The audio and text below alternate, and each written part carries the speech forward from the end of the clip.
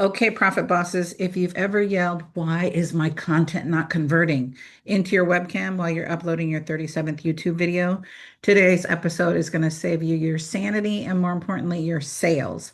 I've got a heavy hitter in our studio, Nate Woodbury, the YouTube whisperer and CEO, be the hero studio. He has turned 60 channels into search dominating, lead generating, money making machines for coaches, speakers, thought leaders just like you. The man doesn't just help you get views, he helps you get clients. He's built an army of 35 YouTube experts, perfected the done for you strategy, and ranks your videos like clockwork and creates content that feeds your funnel while you sleep. So if you're ready to stop shouting into the void, I know I have, and start building a YouTube empire that actually grows your business, grab a pen, grab your power, and let's dive into the visibility gold mine with Nate fricking Woodbury. Welcome to Power Your Profits podcast, your friendly guide in bringing your business revenue to the next level. Listen as host Dr. Susie Carter hears inspiring stories of success from her fellow entrepreneurs and transformational leaders. Prepare to make significant change to your strategies as they unravel the secrets of building multi-million-dollar businesses and the most effective tips on finance, marketing, and sales accountability. If you want to take your first steps towards explosive business growth, this podcast is for you. Without further ado, here is your host, Dr. Susie.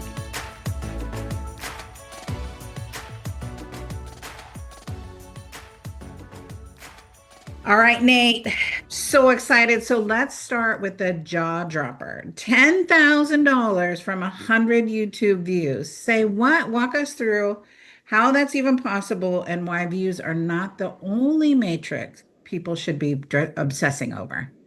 Yeah, it's fun to start this way. So there are two different paths to success on YouTube.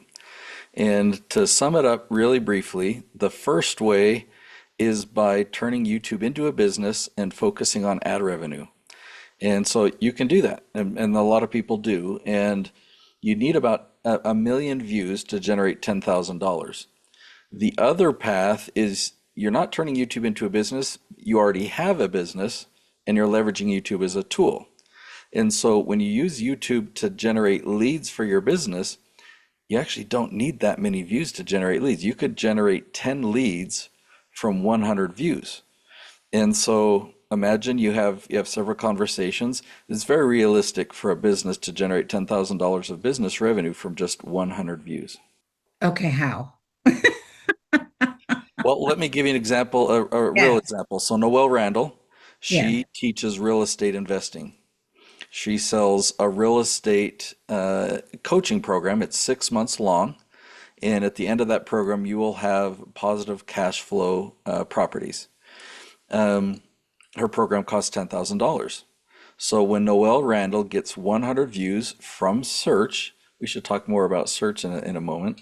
But when she gets 100 views on her YouTube videos from people searching about real estate questions, she'll generate 10 leads. From those 10 leads, she'll have three conversations. From those three conversations, one person will pay $10,000 for her coaching program.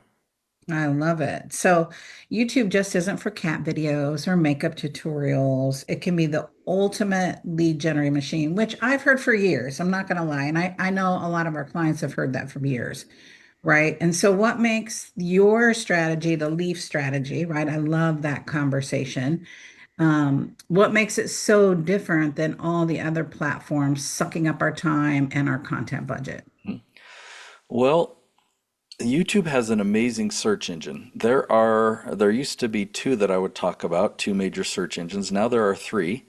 So we know about Google, we know about YouTube, and we're going to talk more about that. And now there's also ChatGPT.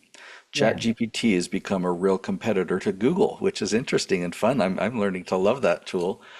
So when we have expertise and see, people right now are searching for that expertise. They're going to Google, YouTube, they're going to ChatGPT, and they're asking questions, they're doing research, they have a challenge that they're trying to overcome. Well, YouTube is the perfect platform to answer that question and show up on all three of those places. So all you do is you create a YouTube video, it shows up at the top of search, but it shows up at the top of Google search, it shows up on ChatGPT results. And we know this because YouTube tracks all the analytics where the views are coming from. And yes, it's showing ChatGPT is on that list. So it's very cool. So another thing that is changed or improved in just the last few years, and I'll explain it this way. So going back 10 years ago, I still was teaching this same strategy, and I teach that you need to find really long, specific questions. Say a question that's 8 words long. And back 10 years ago, there were, many questions that had 8 words, but if you compare it to today, there's many-fold more questions that are 8 questions long. And now I'm finding there are more questions today that have 10 words than 10 years ago had 8 words. So what does that even mean? Well, with tools like Google AI Overview or ChatGPT, we know that the more words we put in, the better the response is going to be, the better results we get. So we're getting better at searching. And Hmm. that helps us, whatever we're an expert in, whatever we have experiences in, we can do keyword research. We can find these questions that our target audience is asking, and we can really hone in and know, okay, they're asking a related question, but that's not my target audience. But this person over here, I can tell by their question, that's my exact favorite client, that I want to work with. So you can really navigate through keyword research and find your target audience very clearly, and you make videos that speak directly to them. You don't have to promote those videos. You just put them on YouTube, and because people are searching for it, it's like they have a built-in audience. So they show up at the top of all these different search engines. Right. And so everyone wants a viral video. So, but talk about videos that convert, because I love what you said is we could have 100 views and get 10 leads. What's the Yeah, difference what's between the what's flashy crazy? views? Yeah. Yeah, what's crazy is a viral video can actually really hurt you if your goal is lead generation. Hmm. And that sounds crazy because everyone still wants it. Even when people learn this leaf strategy that I teach, I call it the leaf strategy because I use a tree analogy. But people that learn the strategy, they then are still excited to tell me, oh, yeah, I had this video that got 100,000 views last week. It's exciting. I can't help but getting excited about it as well.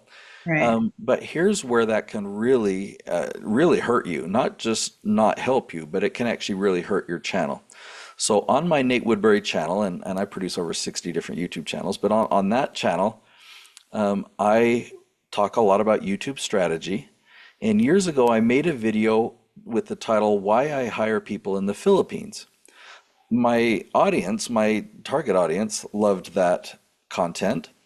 But even more, people in the Philippines loved that I was talking about their country, and many of them wanted me to hire them. And so Yeah. that video took off and, eventually ended up getting 1.5 million views. Well, as that started taking off, I got real excited about it. Videos finally going viral. So I made more videos about the Philippines. And even when I went to the Philippines to visit my team, I would vlog about it and interview them just because that content did really well. Or so I thought. Views didn't mean it was actually performing well. I had a lot of views, but guess what would happen when I would make a video about YouTube strategy? I would post that to my channel. All these tens of thousands of new subscribers to my channel didn't want to watch that content. They wanted me to talk about the Philippines. And so Right. if my goal were views and getting ad revenue, then that would have been a good idea. In fact, a good friend of mine, Daryl Leaves, who's a really good YouTube coach, he coached Mr. Beast to his huge, huge success.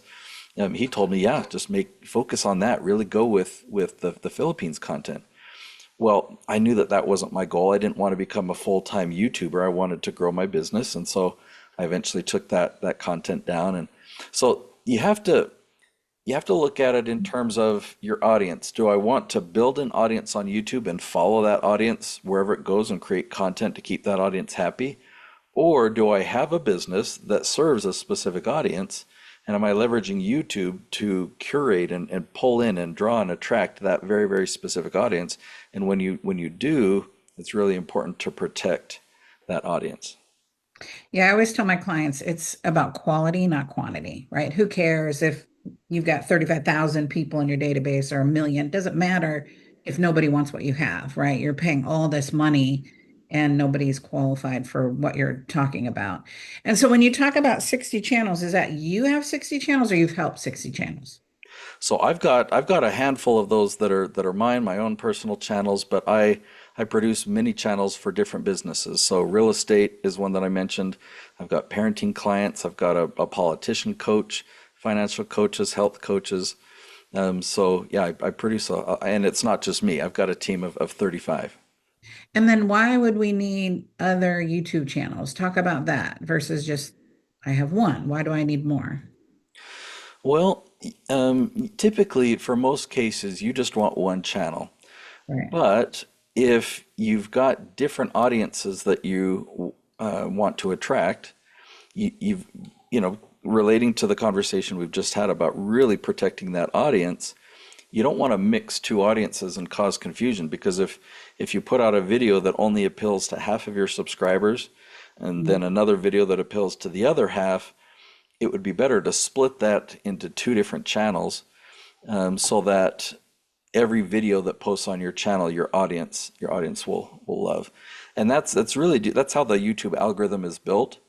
Now, my focus is search, but there are multiple algorithms. So there's the search algorithm, but there's the browse and suggested algorithms, which are more viral or based on your subscribers. So, there's more nuance to this conversation, but ultimately, to appease all the algorithms, you need to make sure that you're creating content for just one audience. Then the other thing that you keep in mind is I'm actually not my end goal isn't to build YouTube subscribers. My ultimate goal is to build email subscribers for my business. But YouTube subscribers are always great because it's a great nurturing tool once they become a subscriber. Right. And so how many videos does somebody need to have? Like if you look at, oh, this person has a good YouTube channel. Mhm. Like when you're analyzing a client to go, okay, they've got something I could work on. Like what's a good number where, and I don't even know if that's relevant. I'm just, Yeah. Well, yeah, let's talk about that. And we'll compare it to the typical entertaining type channel. With an entertaining channel, they'll launch as frequently as they can, but it takes a lot of time to create those videos. Sometimes it takes all day to create an episode, filming all day, or sometimes it takes filming all week for just one episode. When we film, we'll film 20 episodes in a day because we're yeah, not creating entertaining content. It's content just like we're recording here, right. where we're just talking to each other, talking head. And so filming 20 episodes in a day, it's a long day, but it allows you to be really, really efficient like that. So when you can film 20 episodes in a day, how frequently should we launch them? If we were to launch one episode a week, that's 20 weeks of content, which is amazing. That's roughly 5 months. Or you could even consider launching 5 episodes a week. I would call that daily. And Mhm. yet you're a daily YouTuber, and yet you're only filming once every 4 weeks. So, how do you determine? Do I need to launch one? Should I launch five? Should I launch 7 episodes a week? Well, when we do keyword research, we'll look at all these questions that your target audience is asking, and I group it together into branches. So like I'll go back to this tree analogy. The trunk of your tree is your core area of expertise.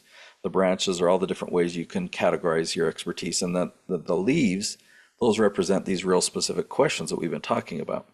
So if you do this keyword research, you find all these specific questions.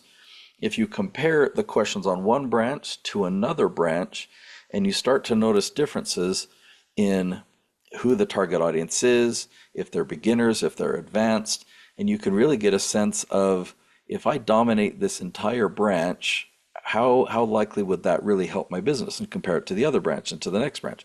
So as you do this, let's say of all the different branches, you look at dozens and dozens of different branches and you find one that's your favorite. And you think, you know what? At the end of this year, I just want to dominate this branch. Anytime somebody asks any questions on this branch, I want to own that space. Well, in a year, there are 52 weeks. And so launching one Right. episode a week is going to get you there. But on the other hand, if you want to be more aggressive and you say, I found 10 branches, these 10 branches, I want to dominate this year, all 10 of them. Well, then you've Right. you've got to launch a lot more content each week to get there. So So what do you recommend? I recommend doing what's realistic. Mhm. Businesses that are, say in the $100,000 range, $500,000 range, maybe just start with one episode a week and stay consistent at that pace. Several months later, assess, should we increase to two? If you're a business that's seven figures plus and you've got the time to be able to film every 4 weeks, I would say, yeah, let's launch with 5 episodes a week. If you can commit to doing that for at least 1 year, ideally a couple of years. Businesses that do that, they very consistently bring in an additional seven figures of revenue just from this YouTube lead source. And so then how long are you recommending that each YouTube video should be? I've heard it's all over the place, right? When Mhm. you talk to other experts. So what are you recommending like the average runtime should be? Yeah, for this type of episode, I recommend 10 to 12 minutes be your average. So some can be longer, like 15, some can be shorter, like 7. And I can give you some reasons why.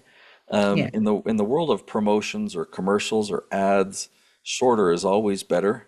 And then Hmm. also in the world of YouTube Shorts or TikTok videos or Instagram, short, people say, oh, people just have a short attention span, so you can't make longer content, they won't watch it.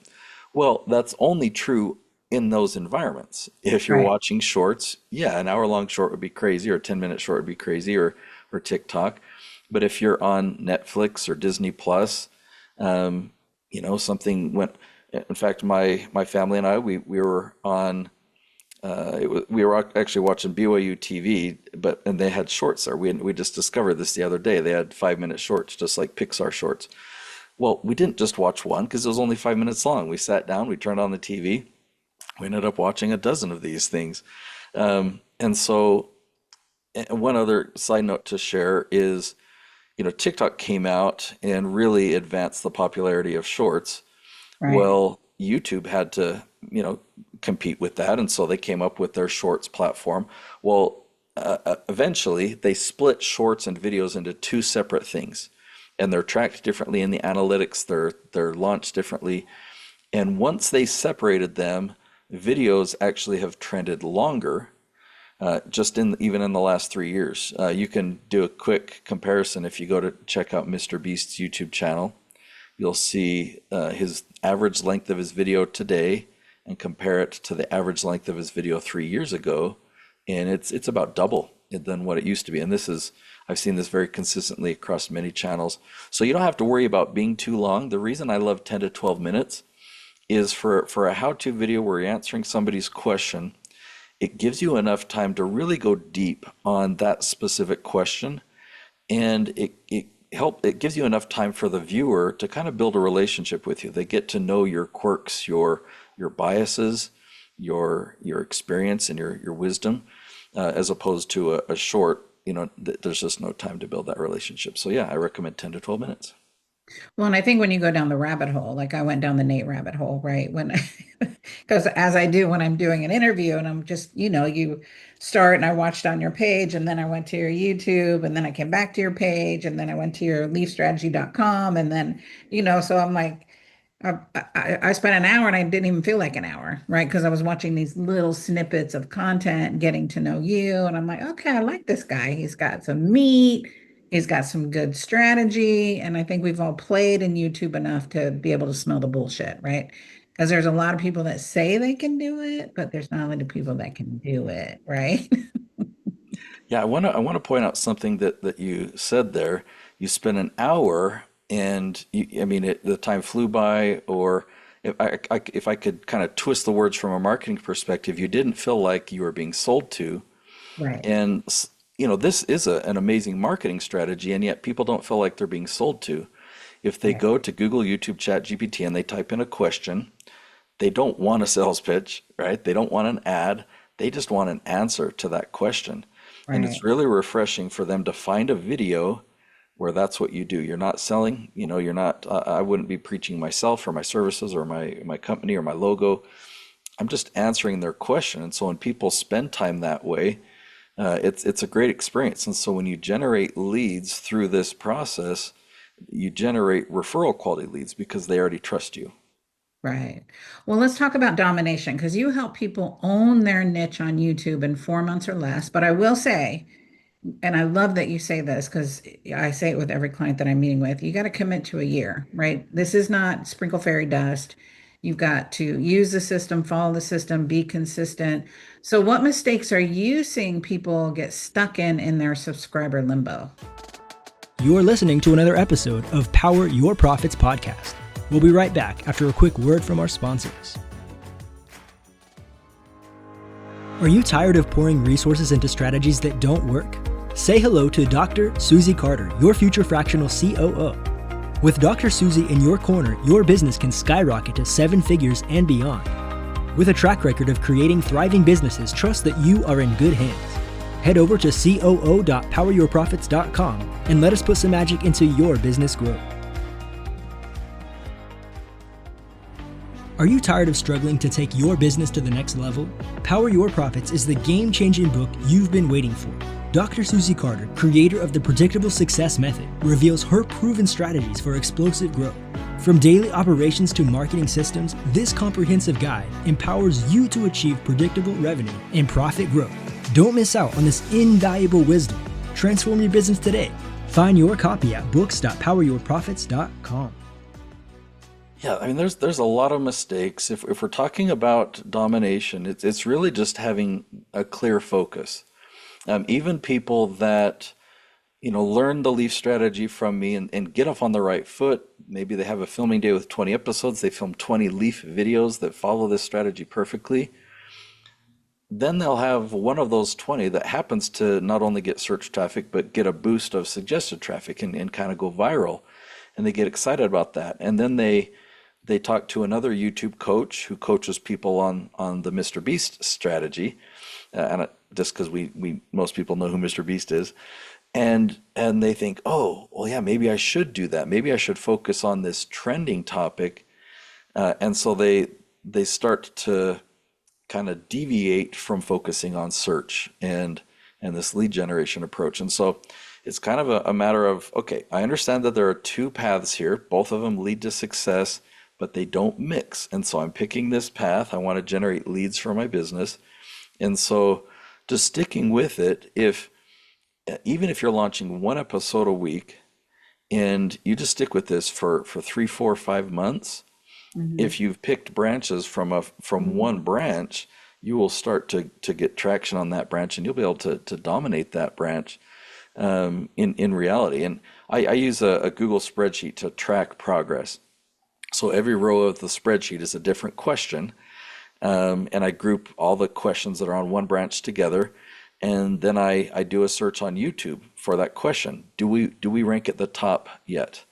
And I give myself a yes if we're in the top 3. I give myself a starting if we have to scroll down, but we're still in the top 20. And if we're not there, I give myself a score of no. So when we start, let's say there's 30 Leaf titles that I found, I've got 30 no's. But as I start to post those episodes, those no's turn into startings and turn into yeses. You give it another few weeks, you see more yeses, another few weeks, eventually you dominate that branch, and it's really business changing.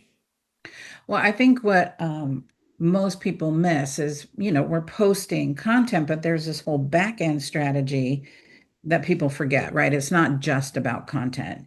It's like when I work with someone, I'm putting your strategy together, but it's not, you've got to do all the back end stuff that supports the front end. So what tools are you using, right? Because you can hire you and you come in and you can help and we could talk about that. Or then we watch your videos and we go, okay, I'm going to follow these best practices, until I get the budget to hire Nate, because I'm going to say, I don't have time, right? And you talk about that in one of your videos is I'm on to the next thing. I'm on to the next client. I'm on to the next project. I've got to have a team. So talk about the tools that you use or recommend, and then the difference between done for you and I do it myself. Yeah. Well, perfect. And to talk about the tools, I'll lead in with the first part of what you said there about how it's not just about posting content, but the way I'll word it is by having content that's really strategic. In the past, what you could do is you could just create a video. You had a fun idea for a video, and you would create that video, and then you would do SEO to it afterwards, which meant adding keywords, and that doesn't work anymore. So what you have to do today, and I'm glad it's changed because people would really gimmick the system and put keywords in there that didn't relate to their videos.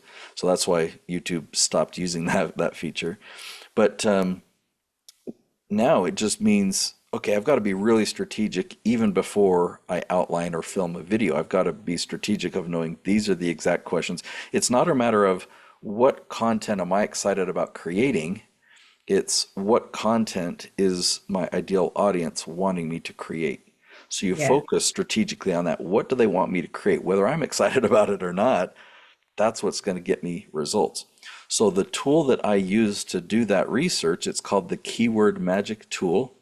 There are a lot Yeah. of keyword tools out there. This one's by a company that's been around a long time, Semrush, semrush.com. And I am an affiliate with them, so I give people a 2-week free trial if they go to herokeywordtool.com and you get to play around with that tool for a couple of weeks. Say it again. Hero. Yeah, herokeywordtool.com.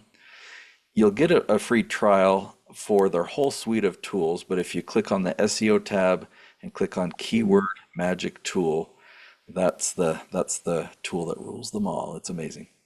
That's the secret sauce. Yeah. Okay, I love that. Um, just so you know, when I'm looking down, I'm taking notes, right? Because I'm a great coach because I'm a great student. So I am paying attention. I'm not writing my grocery list. So you've got this magical thing called the leaf strategy, and we're not talking about gardening. So talk about because you do talk about niche and how do you turn invisible creators into unstoppable search magnets? Yeah, that's a great question. So when we have this purpose that we feel inside, and we've had these experiences that give us expertise, and so we follow this purpose, we create a business, we want to serve people. We start getting clients through referral and word of mouth. Once we start really helping people, we get more and more of those referrals. But we're still in obscurity. The world at large has no idea who we are. And so by following this leaf strategy, it allows us to put our expertise in front of the droves of people who really need that expertise. Because we might have helped a handful of people in the last month or in the last several months through referrals, but if you think there are a lot more people out there that just have no idea who I am or what I can help them with, but what they're doing is they're trying to get help, they're trying to find it. And so that's why I love focusing on questions so much and these really specific questions. So yeah, just by that's the whole point of this leaf strategy. And so not only do you show up in search and you start to generate leads, but when we talk about dominating this niche, you become the go-to authority in that space. It's not just that you are known as one of the people that have expertise here, but you rise above all the other experts in that space. You become the go-to authority. I'll give you an example. So Stan, the annuity man, he had really focused on some branding before he and I met. He wanted to become America's #1 annuity agent, and there are thousands and thousands of annuity sales agents. Well, we launched this leaf strategy on his YouTube channel and just started answering all the ins and out questions. And what if you think about, questions that people are asking about fixed indexed annuities or whatever, some rider on an annuity, it's not a huge volume of people that are asking these questions, but Right. they are the target audience for an annuity agent. He is actually now America's #1 annuity agent by 4 times. He shared with me that the cost of everything, his efforts to produce his YouTube content and whatnot, make his lead acquisition about 1/10 the industry average.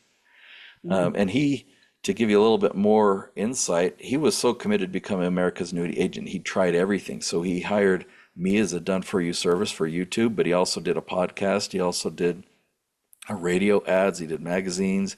He did more traditional SEO and a list of other things. When he looks back, he's like, "Yep, it was YouTube. YouTube is," and he doesn't do most of the other things anymore. Just Right. focuses on YouTube. So Let's talk about, let's get real for a little bit. YouTube feels intimidating for a lot of people, right? The editing, the thumbnails, the algorithm drama. How do you help people get over themselves and actually get started? Yeah, it's a good question. Everyone's at a different stage. A lot of people are pretty nervous about being on camera. I do recommend that you kind of conquer that fear or work at it because in order to build a relationship with people and have people trust you, they've got to be able to see you. Right. But the good news is you don't have to be somebody else. One of my clients many years ago, his name is Chris Crone, and he's a very dynamic guy. He's very bold and in your face. And I tried filming some videos with that type of a personality. Man, it did not match me whatsoever. And I'm like, I'm just going to teach the way that I teach. I teach visually, and trying to paint a picture in people's minds, and I'm a lot more calm. And it works for me, and what Chris does works for him. So you just need to be yourself, and it's better to be conversational than to feel like you have to present. So Right. just act as if you're on a one-on-one Zoom call when you record these videos. So, and the other thing about that can be intimidating is the gear, feeling like, okay, well, if I'm gonna do this right, I need the right camera. Well, fortunately, we already have an amazing camera in our pocket or purse, right? Our Right. phones, and this is it's been this way for many years that we've had just amazing cameras that have all these automatic features that make you look great. So when you hit record, use a tripod so it's steady. Face a window so that the good light is on you instead of behind you, and just practice. And if you're answering people's questions, even a selfie video like here's another example. So think about Harrison Ford, a world-class actor, movie star. But if we wanted to learn acting, let's say we went to Google or ChatGPT and we're asking questions about how do I become a good actor? What can I practice or what should I do? Well, imagine if we found a selfie video that Harrison Ford recorded and he says, "Hey guys, just had this thought. I wanted to share some advice that's really helped me in my career." Maybe we see him at his home and the lighting isn't perfect, but he's like, this is what I did in the beginning that really advanced my career. This is what I practiced. It really helped me in these roles. I mean, that's the type of video that would be so valuable compared to a presentation, Right. something that's a lot more formal. And so let's talk about one client transformation that still gives you chills. Take us behind the scene of someone who went from an invisible expert to a powerhouse YouTuber. All right, well, let me talk about, there's several. I'm like, which one should I choose? Uh, I'll talk about Paul Jenkins. So, Paul Jenkins is a positivity psychologist. He's also a relationship and parenting expert. And I remember when I've been producing his channel for many, many years now. But when we first started making or acknowledging the impact he was making across the world with his content, I remember he got it was either a YouTube comment or it was an email or something, but it was a mother in India. And this mother shared, I've been having a real struggle with my son. I watched one of your videos, I followed your advice, and it worked. Thank you so much for helping me. And I get emotional thinking about that when Paul shared that with me because it's like, wow, this work that we're doing, we're just getting together and we're filming these YouTube videos. We're helping mothers in India. Um, and so yeah, it's a lot, and now we're helping, hundreds of thousands of people every single month that are watching Paul's videos through search like that. So it's I love the impact and the positive influence that we can have through this. Okay, so let's talk about the skinny and let's talk about what we should be investing, right? So we're not bubblegum, shoestring, band-aid, duct tape. So when someone comes to work with you, kind of share the onboarding and what should we budget to invest in a strategy like this? Let's say the done for you. Because I think people, they don't know, right? And then they go, oh, well, it's this much. Yeah, but if I got 10 leads a month, that I close $10,000, like it's a no-brainer. But talk about from onboarding to what's that investment look like if I'm going to be working with you for a year? Yeah. So I do have a variety of ways of working with people. I have a program that's $500 a month. I have a program that's $12,000 a month. And so what we do before we even talk about what program you should buy or whatnot is we look at your business. Where are you at? Where do your leads come from right now? What does that conversation look like? And how much revenue are you generating? And if we were to, take some of your profits and invest that into a campaign like this, how realistic is it that it's going to be profitable? And by what time? Are we going to have to wait 3 months for that to be profitable, a year to be profitable?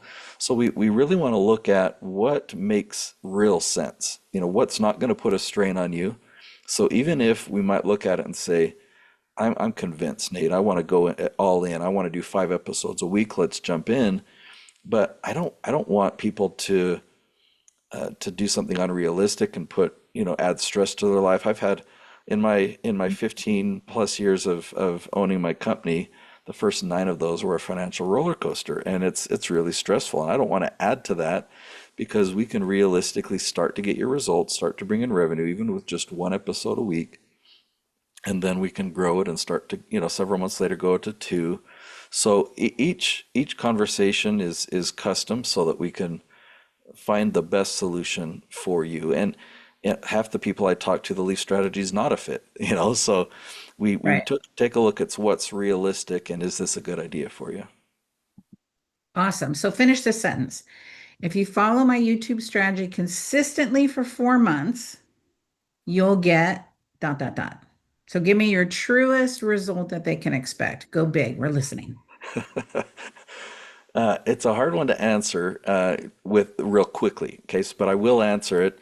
If you're somebody like Noelle Randall, who for the past year she had been really fine tuning her funnel, and she had been doing a lot of Facebook ads to send a lot of leads to that funnel and testing it and tweaking it. So she had a well-oiled machine, and in the previous year, she had brought in $1 million of revenue from that funnel. Yeah. So when she applied this leaf strategy and she jumped all in, she was able to turn off her Facebook ads within 3.5 months. And I don't know the exact timeline, but roughly a year after this campaign, she had maybe somewhere between a year and a half, her revenue from YouTube was 6 million per year. So, 3 months in, what she was able to do is completely turn off her Facebook ads, which not only saved her that expense, but it freed up a lot of her time. She was really managing a lot to try and maintain that. So somebody that is newer, that doesn't have a fine-tuned funnel, that might have a beginning level income for business, maybe 50,000 or 100,000 a year, 3 or 4 months in, expect to be getting a few leads each month. Right. And so it really can range, but it's something that is really predictable. It's not like I'm going to make a video and it's going to go viral and that's just going to change my entire life and business. This is something where you can be really tactical and the results you can get are really predictable. And then, Nate, what's one question you wish I would have asked you? Ooh, you've been asking some great questions, so that's actually a tricky one. Um, Or one thing you think we should know, right? That might be another way. Like, oh, this is one thing. I either want to heed your, you know, have you aware, or here's the expectation. Or if I'm hiring somebody like you, what questions should I ask? There's the ones you should ask, and then there's the ones yeah. that I don't even know that I don't even know I should ask.